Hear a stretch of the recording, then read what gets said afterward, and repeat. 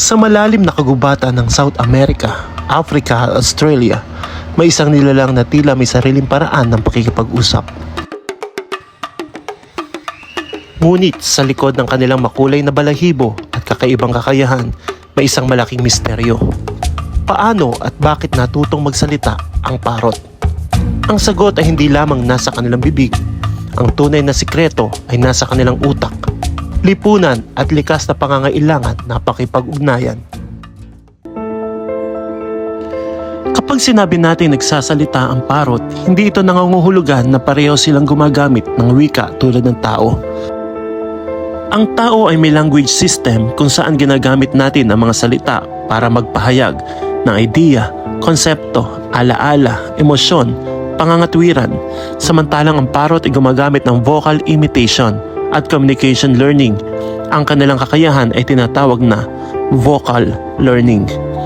Ito ay ang kakayahang makinig ng tunog, i-memorize ang tunog, kontrolin ang kanilang vocal muscles, gayahin ang tunog, gamitin ito sa tamang sitwasyon.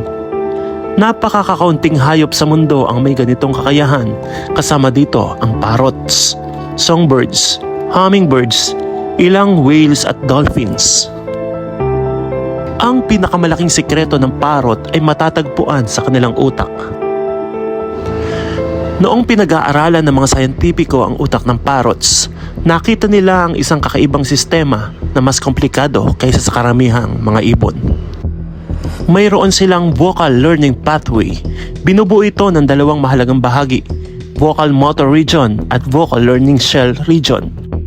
Ang vocal motor region, ito ang kumokontrol sa paggawa ng tunog. Ito ang nagsasabi, ganito dapat gumalaw ang katawan para makagawa ng tunog. Subalit, ang vocal learning shell region, ito ang espesyal na bahagi ng parot. Dito nangyayari ang pag-aaral ng bagong tunog, pagsasaulo ng tunog, pagkopya ng tunog. Ayon sa mga pag-aaral, sa neuroscience ng parrots, ang shell region ng ilang parrots ay mas malawak kumpara sa ibang songbirds. Ito ang isa sa dahilan kung bakit sila napakahusay gumaya.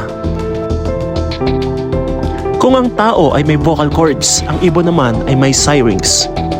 Ito ay espesyal na organ na matatagpuan sa ilalim ng kanilang trachea.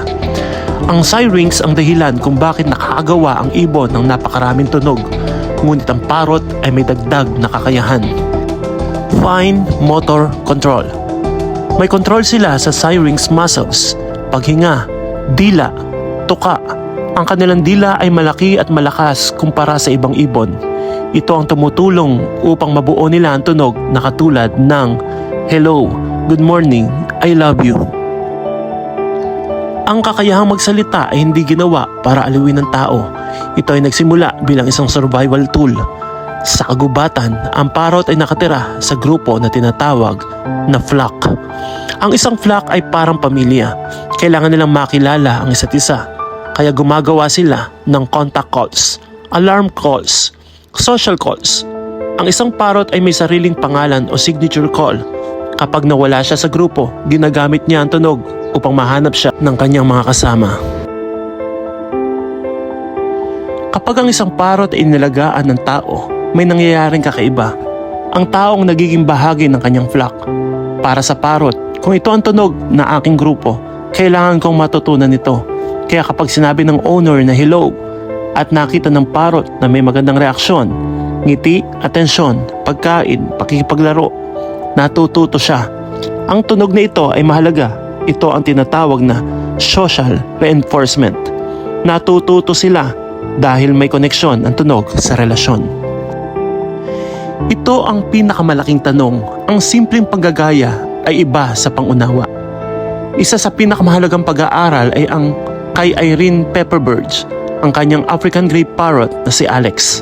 Ipinapakita sa kanilang pananaliksik na ang African Grey ay maaaring matuto ng kulay, hugis, dami, pangalan ng bagay, pagkakaiba ng mga konsepto.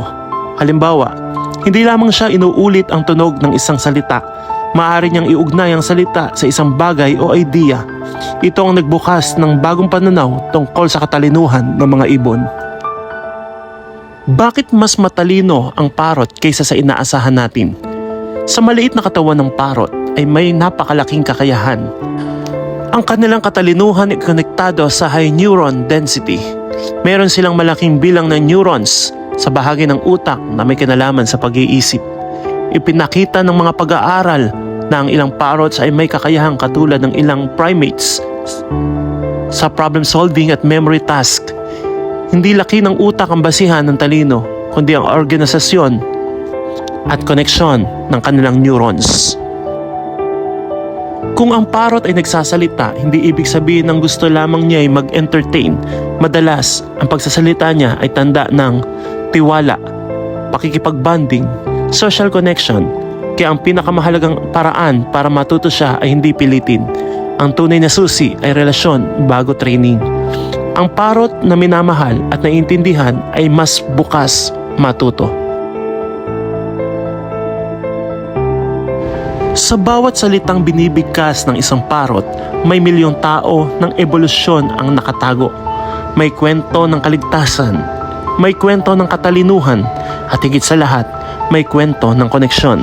Dahil ang isang parrot ay hindi lamang gumagaya ng boses, siya ay naghahanap ng isang kasama, isang pamilya, isang flock. At kapag sinabi niya ang iyong pangalan, maaaring iyon ang kanyang paraan ng pagsasabing, kasama kita sa aking mundo.